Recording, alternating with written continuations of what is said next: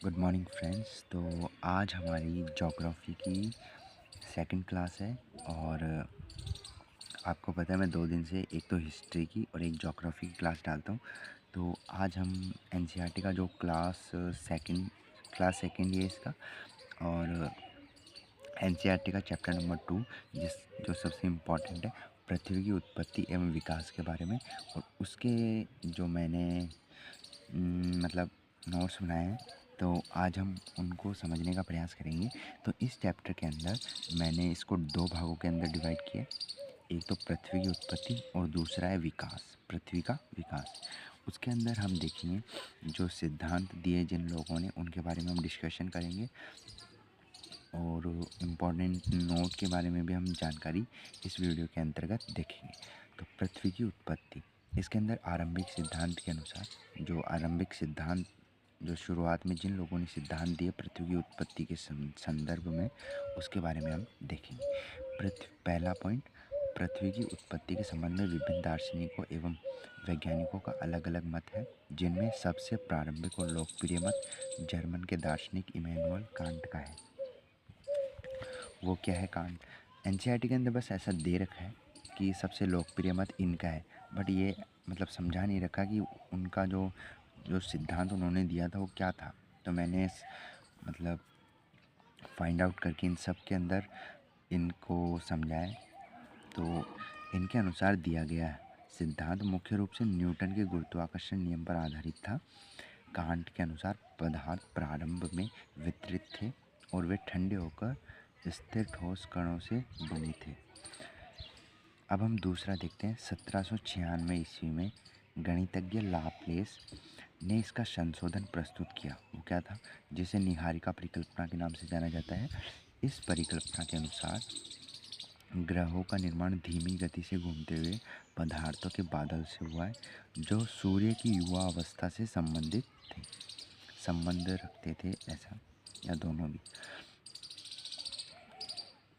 Third point है, 1950 में रूस के ऑटो शिमिट व जर्मनी के कार्ल वाइसजास्कर ने निहारिका परिकल्पना में कुछ संशोधन किया।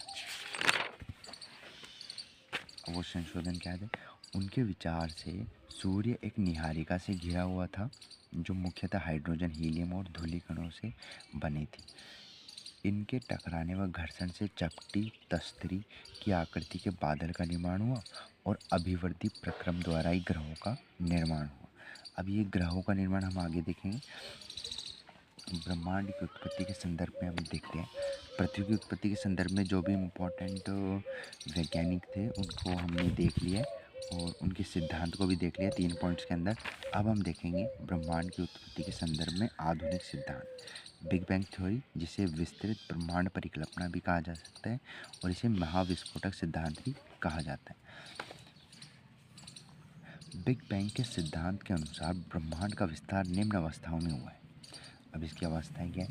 प्रारंभ में वे सभी पदार्थ जिनसे ब्रह्मांड बना है, वे सभी एकाकी परमाणु के रूप में एक ही स्थान पर स्थित थे, जिसका आयतन अत्यधिक सूक्ष्म एवं तापमान तथा घनत्व अनंत था। तो ये इसका ड्रॉ जो मैंने यहाँ पे किया नोटबुक के अंदर, ये एनसीईआरटी के अंदर भी ऐसा दिया हुआ है, जिसके अंदर समझाया गया है कि पहले ये एक कण के रूप में था, एकाकी परमाणु के रूप में। इसके अंदर अनंत तापमान, अनंत घनत्व और इसका आयतन अत्यंत सूक्ष्म था, यानी कि बहुत कम जगह घेरे हुआ था और इसका तापमान अनंत और घनत्व अनंत था। जब ये ब्लास्ट हुआ तो इसका जो विस्तार वो धीरे धीरे बढ़ता गया और अभी भी एक्सपेंड ही कर रहा है। अब हम देखते हैं बिग बैंग की जो सेकंड पॉइंट है इसका। बिग बैंग की प्रक्रिया में इस छोटे से गोले में अत्यधिक ऊर्जा के कारण इसमें भीषण विस्फोट हुआ। इस प्रकार की क्रिया से विशाल विस्तार हुआ। इस घटना को लगभग 13.8 अरब साल पहले की बताई जाती है। इस घटना को ब्रह्मांड का विस्तार हो रहा है एडविन हब्बल के प्रमाण से पता चलता है। अब एनसीईआरटी के अंदर भी ऐसे ही दे रखा है, बट उसने एक्सप्लेन नहीं किया कि एडविन हब्बल ने क्या दिया था। जो प्रमाण थे एडविन हब्बल के द्वारा दिए हुए वो क्या था। तो अब मैंने इसको एक्सप्लेन किया। एडविन हबल ने दूरबीन से देखा तो पाया कि आकाशगंगाओं से आने वाला स्पेक्ट्रम लाल लाल की तरफ दिखाई दे रहा है, मतलब लाल रंग की तरफ झुका हुआ दिखाई दे रहा है। अब मैंने इसको एक्सप्लेन किया है, लाल रंग की तरफ झुकने का मतलब ये मतलब लिखना नहीं है वैसे, बट समझने के लिए, जब कोई प्रकाश स्रोत हमसे दूर जाता है, दूरी बनाता है, तो उसकी प्रकाश तरंगे मतलब तरंग धीरे धीरे बढ़ जाती है, जिससे वे लाल दिखाई देने लगती है। अब इसके एनसीईआरटी के अंदर एक एग्जाम्पल भी दे रखा है, जैसे कि अगर आप कोई गुब्बारा लेते हो, उसके ऊपर अगर डॉट्स करते हो खूब तरफ, और उसको फुलाने पर जब वो डॉट्स एक तरह से दूर दूर होते जाते हैं, यहाँ तक तो ठीक है कि एक्सपेंड कर रहा है, बट जो पॉइंट्स जो जहाँ पे डॉट्स किए हुए थे, उन डॉट्स की साइज़ भी बढ़ रही है। बट ऐसा नहीं है कि एक आकाशगंगा की साइज़ भी बढ़ती रहे, ऐसा नहीं है। तो आंशिक रूप से वो गुब्बारे का सिद्धांत वो मान्य है, बट पूरा मान्य नहीं है। विस्तार होने के कारण कुछ ऊर्जा पदार्थ में परिवर्तित हो गई।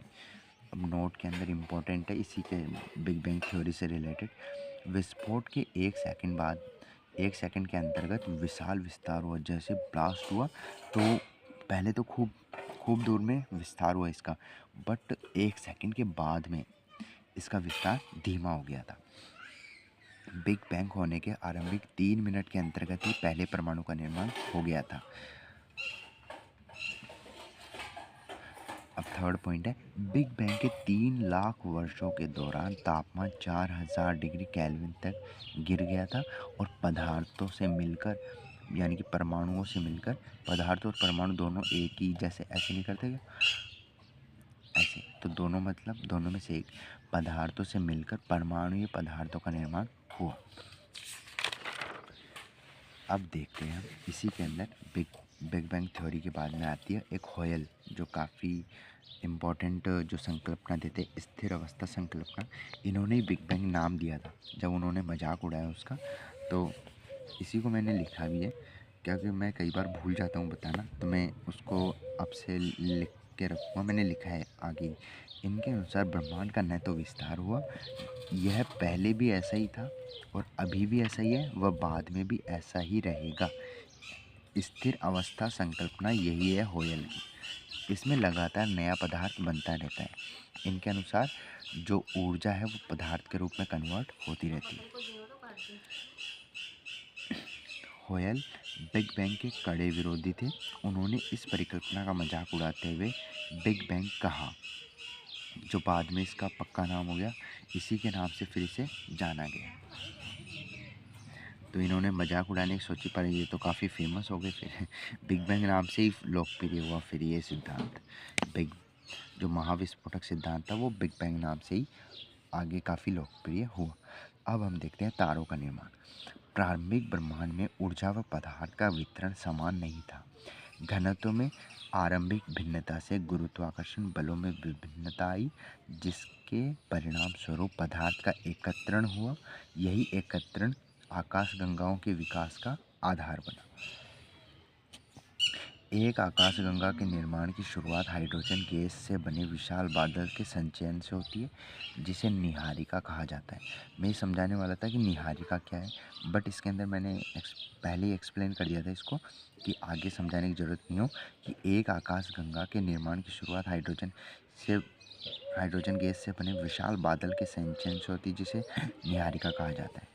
इसी प्रकार बढ़ती हुई निहारिका में गैसों के झुंड विकसित हुए, जो बाद में गैसीय पिंड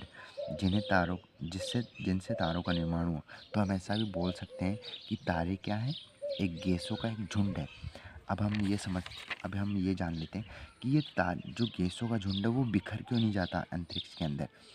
तो इन गैसों का झुंड है, जो गैसों का झुंड है, उनका द्रव्यमान इतना ज़्यादा होता है कि उनका जो इंटरनल जो गुरुत्वाकर्षण बल होता है वो इतना स्ट्रॉन्ग होता है कि वो उन सभी गैस कणों को वो जोड़ के रखता है, एक जगह बांध के रखता है। इसी कारण ये फैलते नहीं हैं।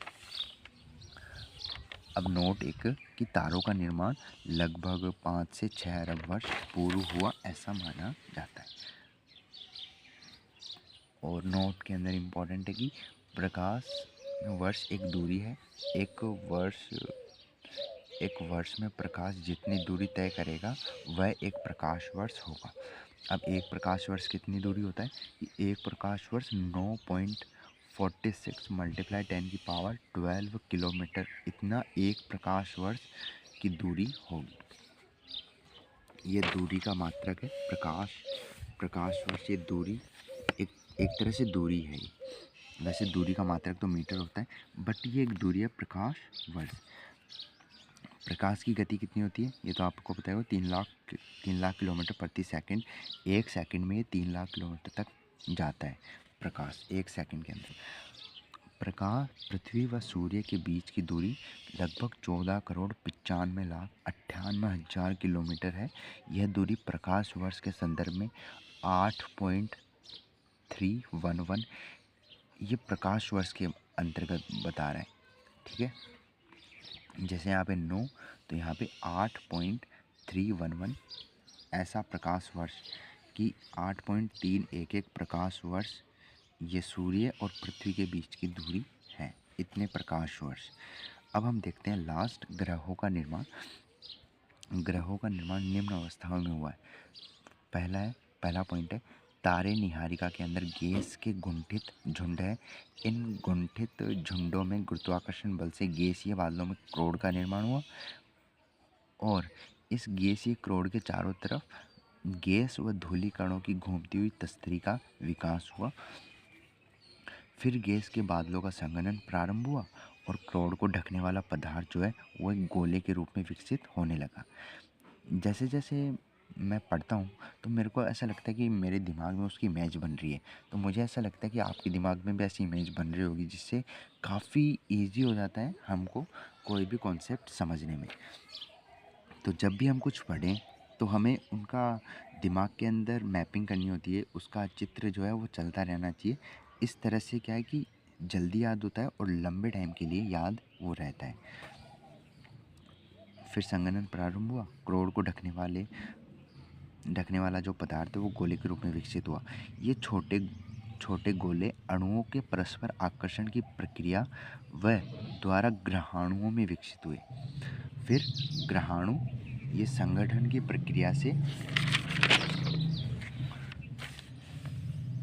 की क्रिया से बड़े पिंड बनना आरंभ हुआ और गुरुत्वाकर्षण के कारण ये आपस में जुड़ गए। ये छोटे छोटे पिंडों की अधिक संख्या के कारण ये ग्रहाणु कहलाए। अब इसी के अंदर यही छोटे छोटे ग्रहाणु के बढ़ने पर कुछ पिंड ग्रहों के रूप में विकसित हुए। तो ये था ग्रहों के निर्माण की जो प्रोसेस थी, वो ये थी। 3 पॉइंट्स के अंदर मैंने इसको एक्सप्लेन किया है। और विकास के अंदर हम देखेंगे पृथ्वी का उद्भव, स्थलमंडल कैसे बना, वायुमंडल व जलमंडल का विकास कैसे हुआ और जीवन की उत्पत्ति। फिर हमारा ये चैप्टर कंप्लीट हो जाएगा।